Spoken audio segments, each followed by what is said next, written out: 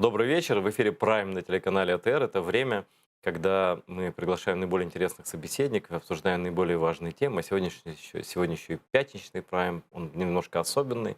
Например, в пятницу я не очень люблю приглашать политиков там всяких и так далее. Поэтому сегодня у нас впервые на телеканале АТР, как выяснилось, один из самых известных издаваемых украинских писателей Андрей Кокатюха. Привет. Привет, добрый вечер. Я удивлен, что ты не был честным. Прям удивлен. Я сам удивлен. Был везде. Да, вот, а мы с Андреем познакомились года 3-4 назад на выставке нашего друга Ройтбурда, перекинулись парой слов, как-то не договорили. И вот сейчас мы попробуем восстановить этот пробел, а вы нам в этом поможете. Вы видите на экране телефоны, точнее номера мессенджеров Viber и Skype. Кокатюху читает, я уверен, в Крыму очень много людей. Вот, тем более сейчас электронные он в книги свои все выкладывает. Там, я был на этом сайте, там замучился листать вот, количество романов Андрея. Вот, ну и в остальной Украине это то же самое, конечно. Поэтому звоните, спрашивайте. Вот, я уверен, что Творец будет рад с вами пообщаться, особенно с оккупированных территорий, но отовсюду тоже. Начнем? Начнем. Ну что, у писателей принято спрашивать. Я даже хотел какую-то политику актуальную обсудить, но, наверное, мы все-таки как-то обсудим. Вот, но какие ощущения от жизни сейчас? Вот год, два, три назад, сейчас в чем разница? Как ты себя ощущаешь? Ну, сейчас я себя ощущаю в 2013 году. Да уж ладно. Откат назад произошел. Ну, я скажу честно, что вот, ну, пафос я терпеть не могу, но я согласен с теми, кто называет период с 15 по 18 годы украинским возрождением. Для меня все лично началось с... Вот, кстати говоря, сегодня маленький юбилей. 3 июля, 3 липня 2015 года Верховная Рада, тогда еще Верховная Рада, проголосовала закон, запрещающий российские фильмы и сериалы. Помнишь, тогда все говорили, что все, мы пропадем, умрем, что там будут черные телевизоры, там, да. Был инициатором этого закона, один из инициаторов, мой однокурсник Микола Княжицкий, мы с ним жили даже в одной комнате. И на следующий день, после того, как вот 4 июля на американский день независимости так смешно получилось, у меня пошло первое предложение от кинопродакшена. И за неделю у меня было их 9. То есть сразу ты почувствовал, что есть работа. И не только я сейчас говорю о себе, Ну, понятно, но да. мои коллеги, которые... Я, например, в кино с 98 года, и вот к тому 3 июля 2015 года я шел 15 лет. А некоторые шли больше. Вот мы, которые занимаемся созданием украинского контента, украинского интеллектуального контента, наконец почувствовали себя нужными и востребованными. Я не говорю о том, что мы начали работать в этой индустрии, начали зарабатывать. Это как раз вторичный вопрос. Потому что заработать можно на чем угодно. Но на этом было не стыдно зарабатывать. Это было не стыдно делать. Ты не стесняешься того, что делаешь, ты не держишь дулю в кармане за то, что ты там работаешь на кого-то, в титрах себя не ставишь. Это все равно, что вот как актеры наши украинские снимались на ролях второго, третьего плана в российских сериалах и фильмах, и вдруг им начали предлагать... И вдруг выяснилось, что у нас много талантливых актеров. Да, и вот эти вот 3 года, которое было... 5 лет. Я говорю о 15-18 годах, потому что потом все начало почему-то тормозиться, а сейчас происходит откат. Смотри, закон хороший, закон принят, и закон про язык, и закон еще много, они все действуют, и никто не разрешал российские сериалы. И фильмы показывают с украинскими титрами, и все как положено. А дело в том, что я объясню, их никто и не запрещал, потому что запретить смотреть их в интернете не может Нет, никто. ну смотри, ты прав абсолютно, когда говоришь про возрождение. Любая культура, особенно культура народа, который подвергся колониализму, нуждается в протекторате.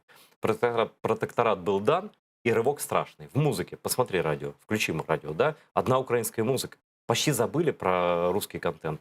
включи телевизор, включи что угодно, да в интернет зайти, куда угодно, да, это реально действительно возрождение. Я просто немножко не понимаю, почему ты говоришь, что оно закончилось. По-моему, оно вот, по крайней мере, законодательно ничего не изменилось. Законодательно, да, но законы Украины красивы и корыстны тем, что их можно не выполнять.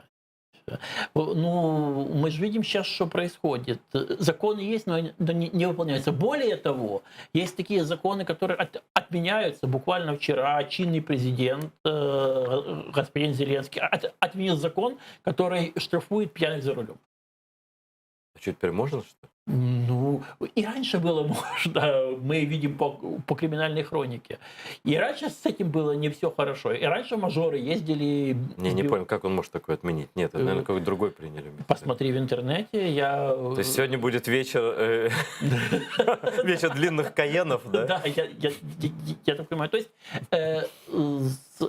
и я бы не сказал, что по всей этой индустрии, которая только начала зарождаться, чтобы по ней сильно ударил карантин.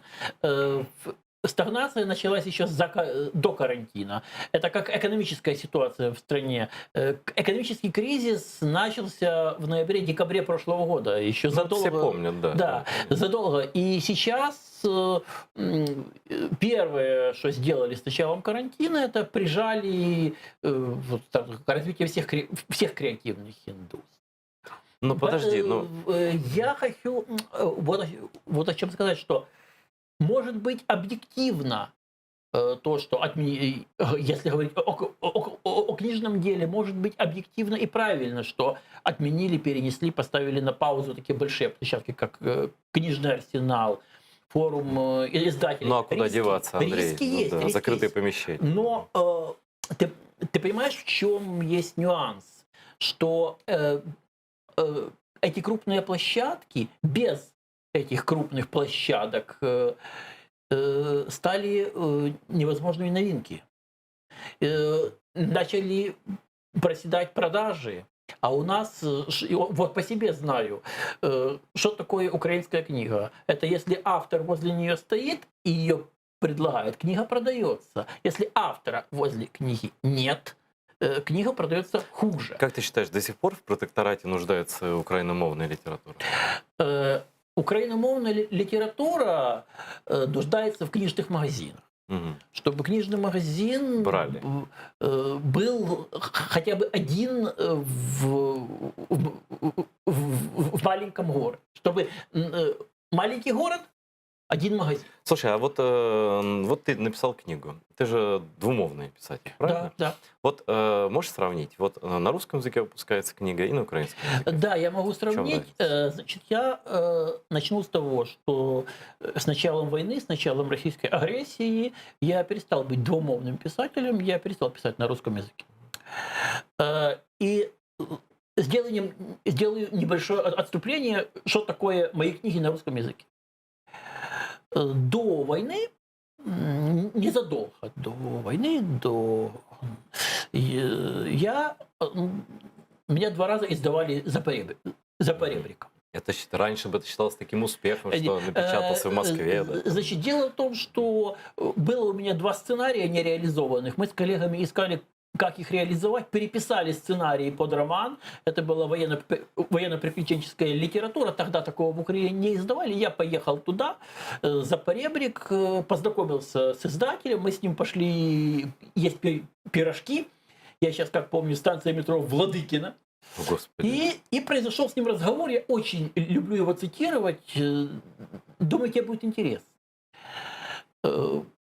Повторюсь, я тогда писал на русском языке. Это была военно-приключенческая история, написана на русском языке про Вторую мировую войну. Харьковщина, 43-й год. Ну, ясно, что условные наши, условные немцы. Угу. И мне говорит этот издатель буквально следующее. У нас печатается много ваших украинских авторов. Вы все разные, пишете хорошо, но у вас одно общее. Вы все не любите НКВД. За что вы его не любите? Действительно.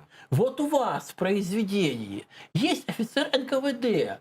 Он персонаж эпизодический, не главный, но его все равно вам нужно убить. Почему вам, всем украинцам, надо убить сотрудника НКВД? За что же вы, евреи, не любите СС? Да. И, то есть, русский язык в моем исполнении это все равно проукраинская позиция. Ну, голова-то украинская. Да. И вот после того, как началась война, я не считаю вправе себе писать книги на русском языке. Кому-то надо переводить, переводите. И их переводят в Украине, тем более, что с 2015 года запрещено мои книги на русском языке продавать в России. Там, наверное, тоже читают соцсети. Все понимают. Очень внимательно, поверь мне. Я даже террористом стал из-за того, что не любит читать соцсети. И есть вещь, которая меня удивляет, скажем так. Я не скажу приятно, неприятно, не буду ставить знаки, не буду оценивать. Пусть читатели делают оценку. Но книга одного и того же автора, одного и того же. На разных языках одна и та же книга. На украинском и русском языках. И изданная в разных издательствах. На русском языке продается лучше, на украинском языке продается немножко хуже. Немножко все-таки. Немножко. Не в разы.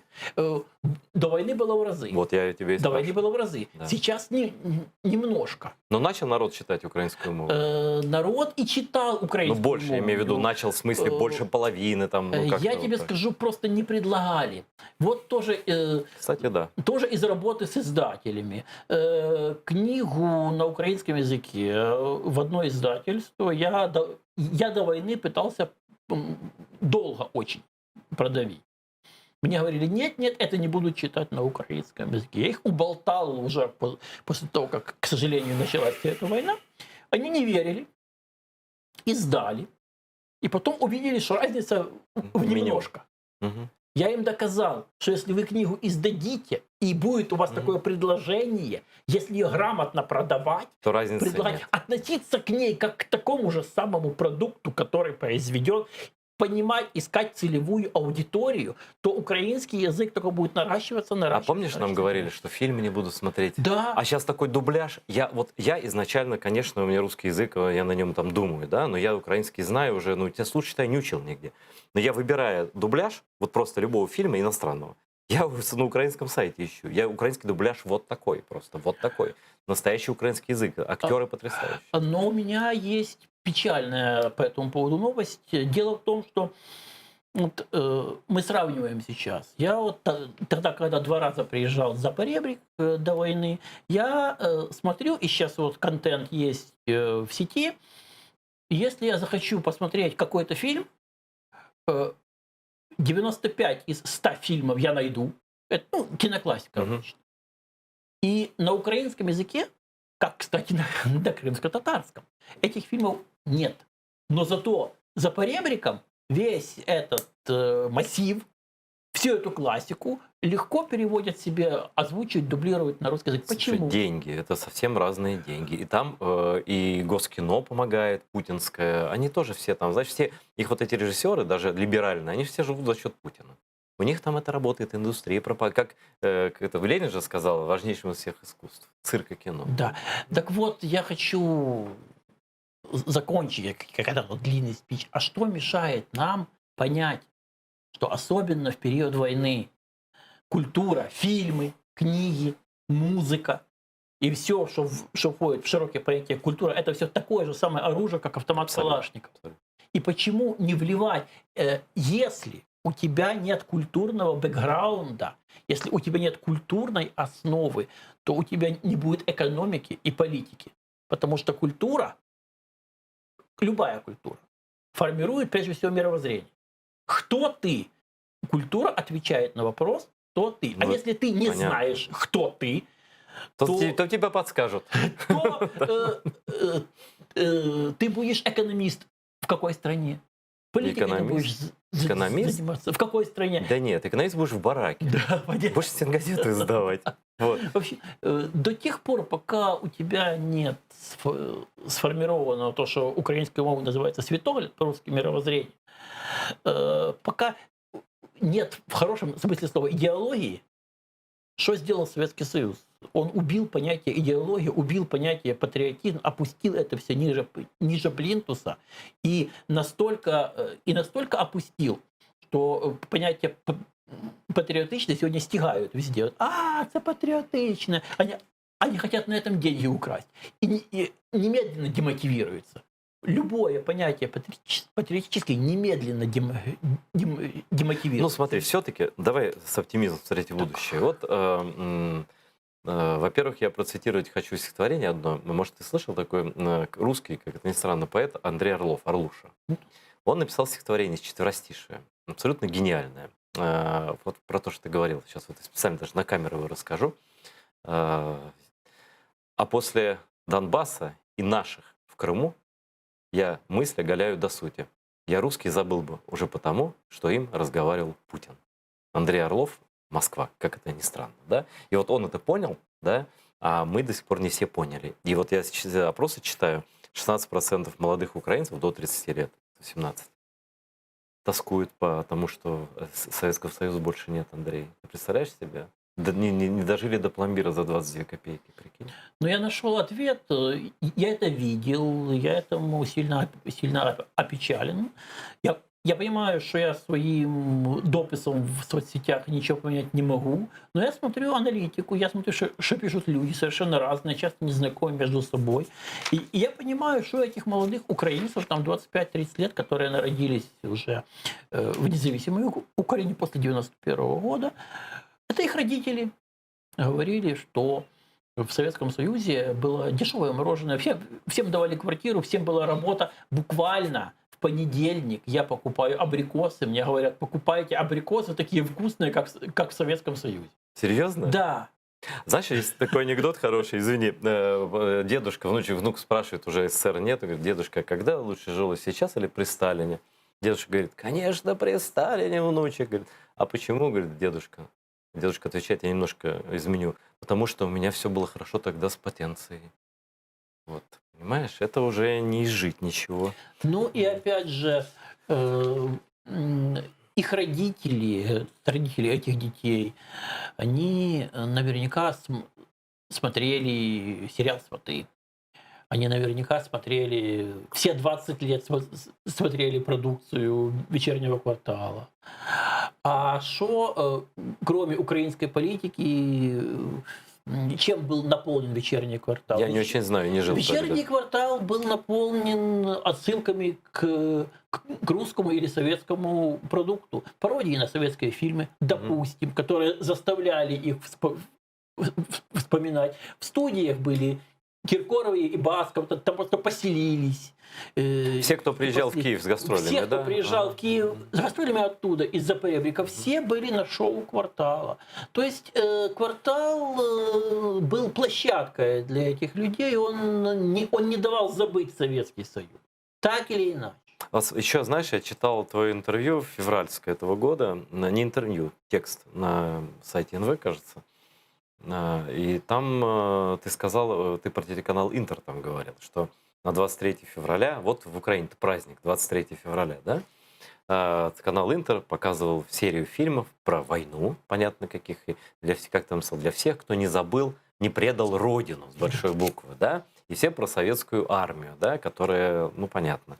И ты тогда написал, не знаю, вот поясни мне это мнение, что сделать с этим ничего нельзя, и что эти люди, которые ассоциируют себя с той Родиной, они не перевоспитуемые. Ну, а тогда что мы тут делаем? Тогда зачем ты пишешь? Тогда зачем все происходит?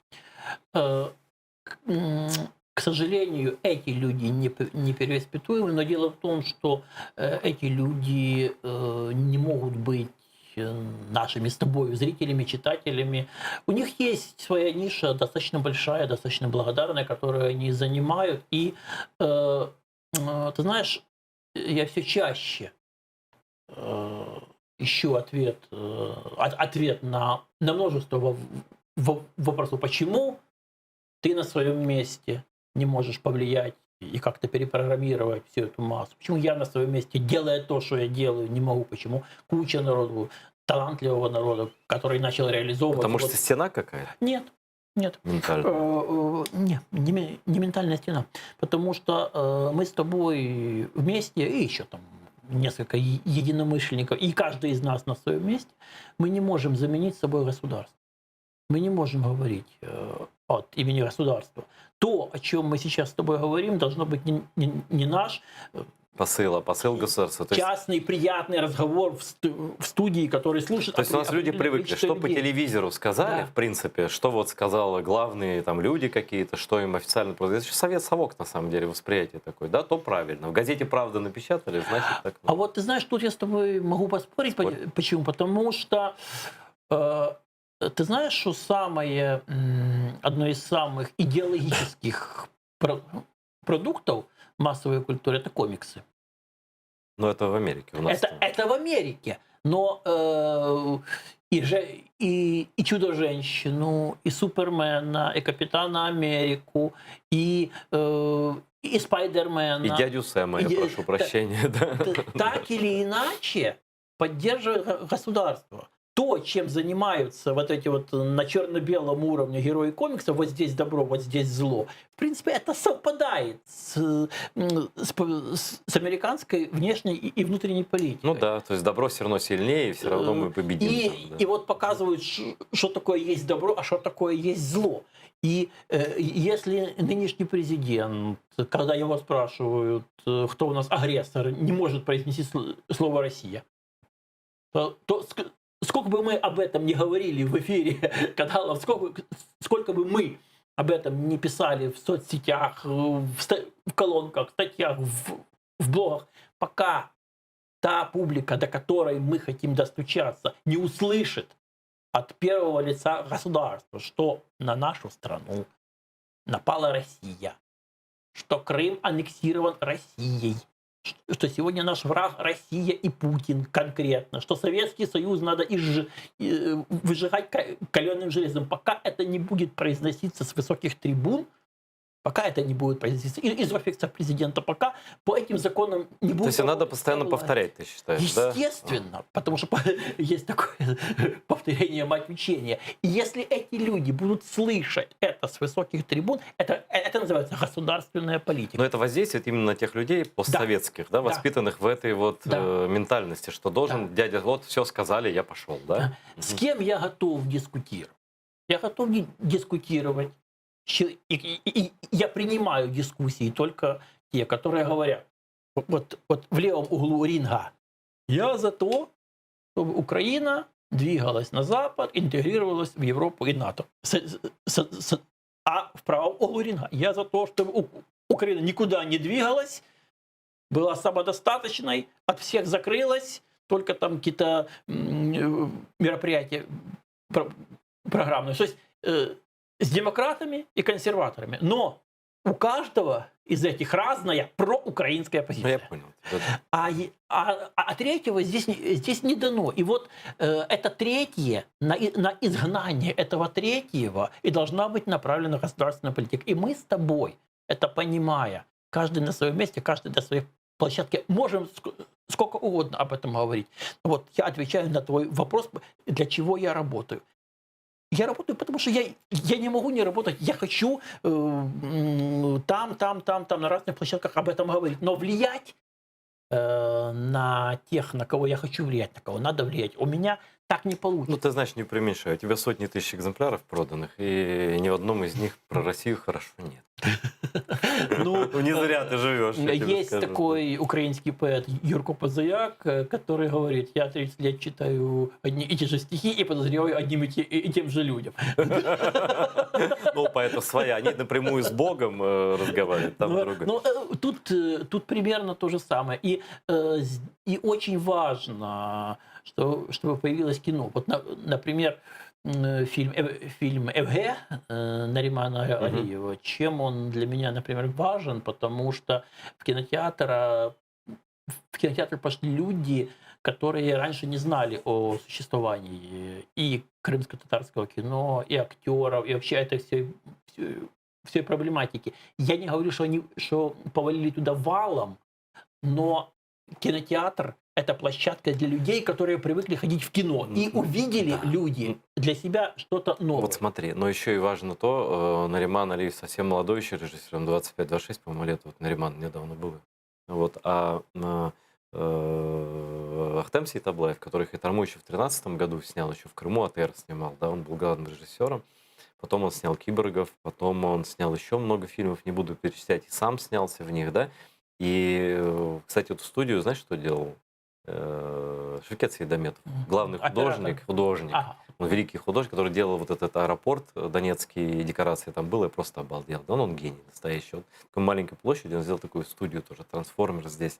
Это крымские татары, которых все знают, Джамала, которую все знают, да, и еще ряд других людей, которые знают все, что они крымские татары. И все-таки сейчас начали люди, многие, это понимать. А вот что для тебя Крым? Когда ты начал понимать, что такое крымские татары? Когда ты понял, что это за народ, что у них такая своя история? Что... Вот себя вспомни, пожалуйста, как ты... Мне это достаточно просто вспомнить, потому что в 90... Ну, вот я на 4-5 курсах университета, у нас была такая практика, ездить на практику производственную в разные регионы. Ты в Крым попал? Нет, я в Крым не попал. Я сейчас объясню. Дело в том, что командировки в Крым, практику себе в Крым, выписывало очень много наших студентов. Я был старостой группы, и я ходил в ректорат подписывать. Почему писали в Крым? Потому что там дорогие суточные. Ну и тепло, и море. И люди, а потом крымчане приезжали сюда. И они появлялись у нас в общаге, появлялись в нашей комнате. И так я узнал, что вот к нам заходил человек, я фамилию его забыл, он журналист, вроде бы Тагир.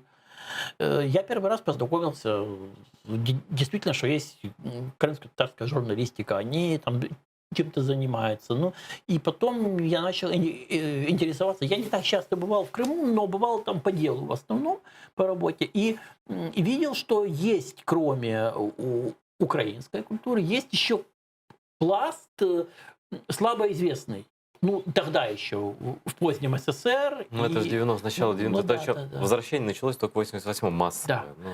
Вот, слабо сейчас. И вот опять же мы возвращаемся к тому периоду, к сожалению, небольшому, который мы назвали «Украинское возрождение». Ахтем Сейтаблаев, Нариман Алиев, Джамала, крымско-татарские журналисты, авторы проявили себя вот именно в этот период. И как артисты, как творческие личности, они получили площадку не такую локальную, как у них было раньше. Они вышли на более такой широкий уровень и стали более известны и привлекли к себе внимание. И, соответственно, взаимообогащение произошло даже какое-то. Ну вот как ты считаешь, я не буду спрашивать, почему мы временно потеряли Крым, это пророссийская политика. Я вообще, если честно, ту Украину до Майдана вообще украинской не считаю до конца. Я просто видел Крым в основном, я через Украину проезжал, но в основном я видел Крым. Да? Каждый год мы туда ездили, я видел, что все кругом русское, надписи даже по-украински нет. И правили все вот эти кланы пророссийские, они перешли в полном составе со всеми своими там полициями, милициями и так далее, да. Вот, для меня тут ничего удивительного нет. И вот сейчас только, к сожалению, такой ценой, как оккупация Крыма временная. Вот как ты думаешь, как литератор и как человек достаточно активно политикой интересующийся, общественной жизнью, всем участвующий, что нужно сделать Украине сейчас для того, чтобы ускорить процесс возвращения Крыма? К сожалению, меня не услышат. Нет, ты говори, тебя услышат. Но я скажу, прежде всего нужно, вот мне кажется, легитимизировать Крым как территорию крымских татар. Найти в себе смелость в Украине на самом высшем уровне, объявить: думайте, что хотите, делайте, что хотите, но Крым, который сейчас находится под оккупацией, это территория крымских татар. Может быть, я сейчас что-то неправильно скажу. Крым — это государство крымских татар. Это их исконная коренная земля, ваша. И распоряжайтесь там вы. Естественно, в составе Украины вам решать на самом-то деле. я надеюсь, что, что вы решите находиться в составе Не, ну Украины. это вопрос Да, уже решен. да, Да. вот, поддерживать отношения, все. Но не надо бояться того, что Крым разорвет с Украиной, именно с Украиной. Знаешь, ну, есть несколько народов, оболганных сильно, украинцы в том числе, где что такое украинец? Сало, горилка, гопак, да, там вот такие смешные люди говорят на смешном языке. Кто такие крымские татары? Такие там монголы непонятные откуда-то, на кривых конях там, вот это вот, значит, пришли за иго там и так далее. Вот вытравили саму мысль о том, что мы коренной народ, что мы продукт всех народов Крыма и так далее, и так далее. До сих пор, 2020 год, до некоторых не доходит. До некоторых, некоторые думают, что мы турки. Другие думают, что мы вообще непонятно кто, да? И вот мы говорим, и тоже надо, хочется сказать, да черт побери вас вообще, ну сколько можно вот этим бредням советским, еще российским, Екатерине, которая рассказывала, что мы турецкие агенты какие-то, выселяла нас оттуда верить. Неужели войны мало? Неужели мало оккупации? Неужели мало вот того, что сейчас происходит? И вот мне кажется, что если найти в себе смелость и закрепить за оккупированным Крымом государственность крымско-татарскую, это будет первый и серьезный шаг, который как минимум заставит оккупанта говорить какие-то отмазки. У них истерика начнется при одной мысли об этом, о том, что крымская татарская автономия там будет, у них просто разрывает все вообще. Они же сами не могут. У них же мы один из народов Крыма, там, да, и там древние греки, вот и мы. Это же не важно, что древние греки это часть нас, но не важно, да. У них своя мифология. Мы один из там вот такие тут селяне ходят, да. И это вот их такая национальная политика абсолютно советская. Да, есть русские, есть все остальные, да. Вот их разрывает от этого. И то, что ты говоришь, ну, по-моему, очевидная вещь. Спасибо, что ты это понимаешь и проговариваешь везде. Ну, ты же видишь, это понимаю я, но я, к сожалению, не государство. Мы опять возвращаемся к тому, что есть люди, которые мыслят тут державники, а есть те, которые реально власть в руках Но имеют. смотри, чтобы нашим зрителям, особенно в оккупированном Крыму, было не так тоскливо, мы не должны совершенно отчаиваться, потому что, я вас уверяю, подождите немного, все, этот мир изменится. Да? Сейчас кажется, что все такой трэш, да, что Путин там себя вечно назначил. Знаете, когда кто-то хочет строить тысячелетний рейх и править вечно, обычно это длится не очень долго, потому что. Так вот, сегодня, я тебе тоже рассказываю, Андрей, точнее, по-моему, вчера, была принята такой проект, что ли, концепции по деоккупации Крыма, где четко было сказано, что крымские татары, коренной народ Украины, это требуется принять закон об этом. Закон, не постановление правительства, а закон, статус коренной, не национального меньшинства, там, как венгры, румыны, там, греки и так далее, а именно коренной народ Украины, который живет полностью на территории Украины, да, признать коренным народом Крыма. И вот поверь мне, и это вот свершилось. И по закону про воду, вот там оккупантам передайте, что воды не будет, да, не дадут воды. Вот просто можете подойти и сказать, значит, нечем будет с утра запивать, да? И я, опять же, подхвачу эту тему. Ну, мне в этом году 50 лет, не похоже, но я... Да ладно, ты как пацан Да, ну вообще. я же говорю, я вот, скажем так, давно живу, и когда начался вот этот вот кризис, я общаюсь с товарищами, ну, кто-то старше, кто-то младше, и говорю, что вот это для нас не первый, а очередной кризис.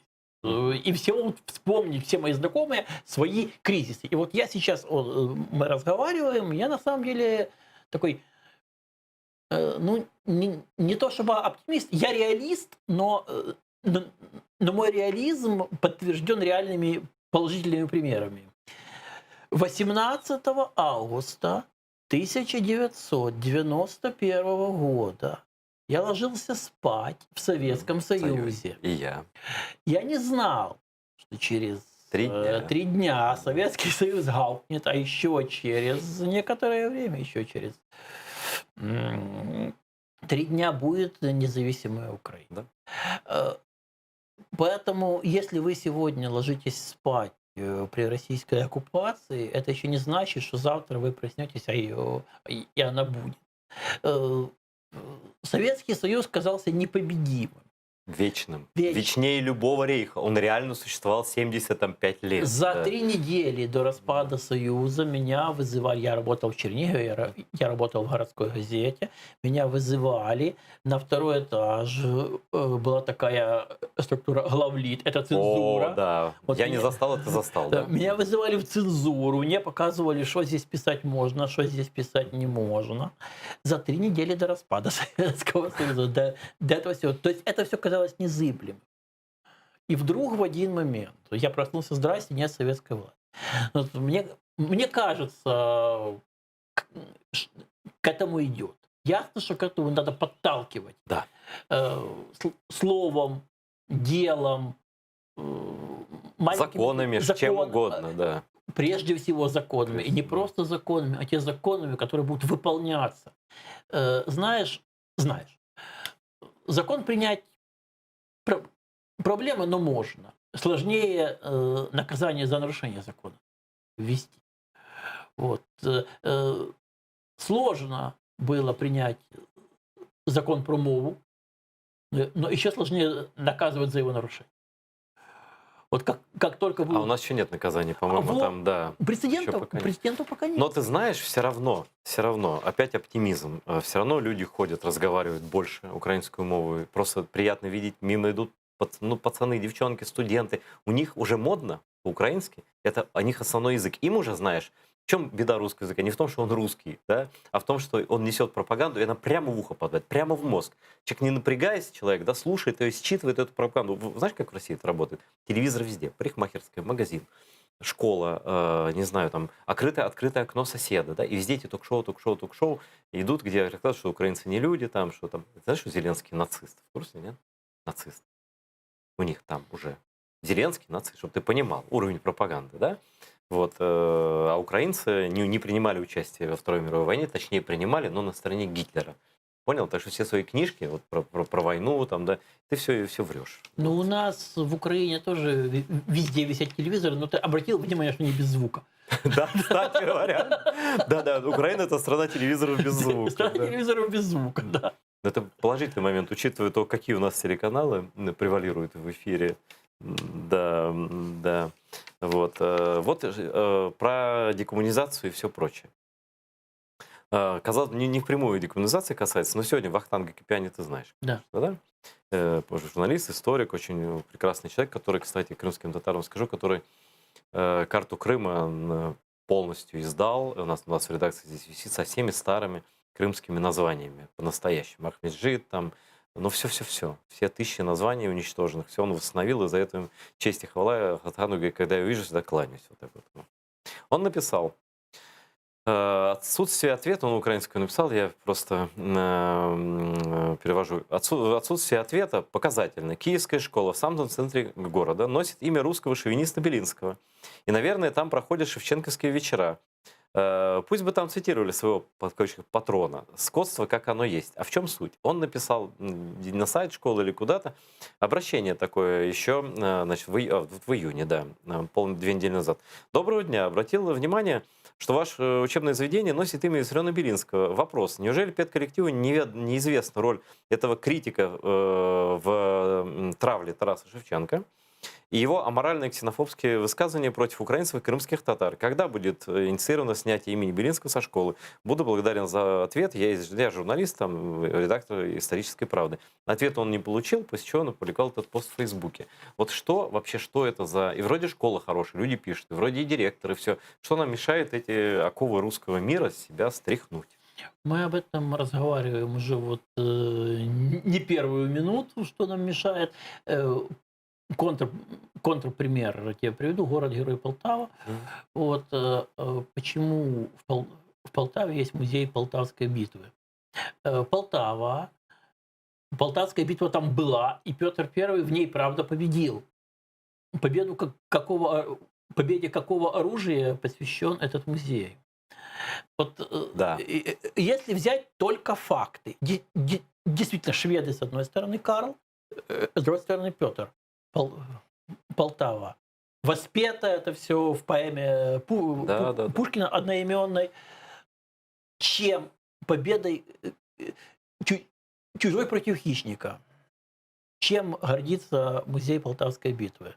Ну, тем, что Е- Украина была оккупирована, видимо, да? Оккупация Украины. Если бы в этом музее повернуть эту историю так, что была одна из возможностей Создание украинского государства. создания украинского государства, что Мазепа мог переломить, и он рискнул переломить ход Полтавской битвы, у него ничего не получилось, к сожалению, но подать это как попытку, энную попытку создать государственность, сделать это нашей украинской историей, ввести в украинский контекст, Мгм. мешает отсутствие питомого украинского контекста. Мешает отсутствие того пласта массовой культуры, который охватывает самую широкую часть населения. Ты знаешь, что вот за с 14 примерно по 19 год было снято 174 фильма. Мгм. Не снимали столько за всю историю. Да, это независимости. настоящий Ренессанс. Да. Настоящий. Я да. говорю, это и документальные, Всё, что угодно. художественные, Но он украинское, да. фильм. Это вот фильм. И из художественных фильмов, полнометражных художественных фильмов для взрослой аудитории, больше всего 36 снято на историческую тему. Вот про Полтаву сняли бы фильм нормальный, Да. про трагедию Украины, упущенный шанс вот этот, да? Совсем по-другому и музей бы стал, Снято наверное. на тут же. историческую тематику. Это ниша, которая оказалась заполнена, это самый критикуемый и одновременно самый востребованный И сегмент. самый нужный. Даже Самый если что-то нужный. там кому-то не так А кажется, не знаешь, так. за да. что его критикуют? Его критикуют именно за то, только появляется тема Украино-российского противостояния, Мгм, ты тут же получаешь критику мгм. в поганій художній якості. Вот так. Вот. То есть стоит, если ты снимешь фильм такой вот в их сторону, то будет нормально. Если да? ты вообще не будешь касаться этой Вообще темы, идеально. да, тебя похвалят или не заметят. Мгм. А как только ты берешь идеологически правильное кино, пускай оно не все ровного Ну, это качества. понятно, это, Это- ж, искусство. Это да. нормально. Да. Нужно производить много. Я прочитал очень хорошую статью в журнале, я его выписываю, «Локальная история», есть такой журнал. Я прочитал очень хорошую статью про кино. У нас есть поэтическое кино, но это есть искусство. А вот нет массового кино, где украинский горожанин увидел бы себя.